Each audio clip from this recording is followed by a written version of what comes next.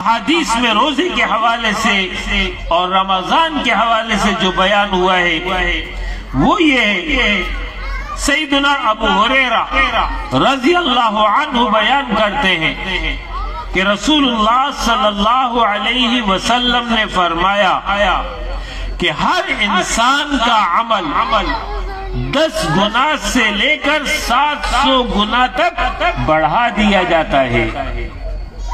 یہ اللہ کی مہربانی ہے کہ پہلے مرحلے پر ہر نیکی اللہ 10 شمار کرتا ہے۔ 2 رکعت نماز پڑھی، اللہ کے ہاں وہ 20 رکعت ہوگی۔ 1 روپیہ صدقہ کیا، اللہ کے ہاں وہ 10 روپے صدقہ شمار ہوگا۔ لیکن یہ پہلا مرحلہ ہے۔ اس کے بعد دوسرا مرحلہ یہ ہے کہ جس کا جتنا تعلق اللہ کے ساتھ ہوگا، جس کو جتنا اللہ رب العالمین کی معرفت حاصل ہوگی، جس کے دل میں جتنا اللہ رب العالمین کا خوف ہوگا، اس کی محبت ہوگی، جتنا اس کا تعلق باللہ مضبوط ہوگا، اسی حساب سے اس کے عمل میں اضافہ ہو جائے گا۔ تو کسی کا عمل 20 ہوگا، کسی کا 40 ہوگا، کسی کا 70 ہوگا اور کسی کا 700 تک پہنچ جائے گا۔ ایک نیکی کی لیکن 700 کے مقدار اللہ اس کو شمار کر لے گا۔ یہ ہے قاعدہ اللہ رب العالمین کا عام۔ لیکن روزے کے حوالے سے ارشاد فرمایا کہ اللہ رب العالمین نے یہ فرمایا ہے کہ روزہ اس کے لیے کوئی متعین فارمولہ نہیں ہے کہ 1 کے بدلے 10 اور 1 کے بدلے 20 اور 1 کے بدلے 50 اور 1 کے بدلے 700، کوئی فارمولہ نہیں، بلکہ فرمایا الصوم لی وانا اجزی بہ، روزہ تو خالص میرے لیے ہے اور میں اس کی جزا دوں گا۔ کتنی دے گا؟ وہ اپنے شان کے مطابق دے گا۔ جتنا اللہ کے ساتھ تعلق مضبوط ہوگا، اسی اعتبار سے اللہ رب العالمین اسے اجر و عظمت سے نوازیں گے۔ آپ صلی اللہ علیہ وسلم نے فرمایا جس نے ایمان اور احتساب کے ساتھ روزہ رکھا، اس کے پچھلے سارے گناہ معاف کر دیے جائیں گے، اور جس نے ایمان اور احتساب کے ساتھ رات کو رمضان میں قیام کیا، نماز ادا کی، اس کے پچھلے گناہ اللہ معاف کر دے گا۔ اور جس نے رمضان میں شب قدر میں ایمان اور احتساب کے ساتھ قیام کیا، نماز پڑھی، عبادت کی، دعائیں کی، اللہ اس کے پچھلے تمام گناہ معاف کر دے گا۔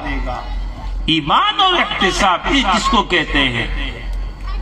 ایمان کا مطلب یہ ہے کہ وہ یہ حکم اللہ رب العالمین کا حکم سمجھ کر ادا کر رہا ہے۔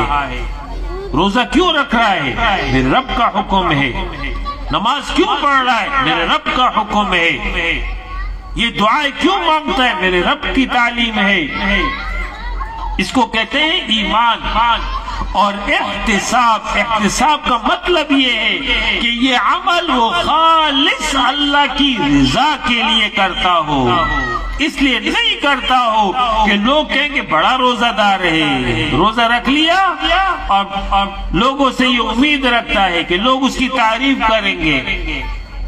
نہ، روزہ کس لیے رکھا؟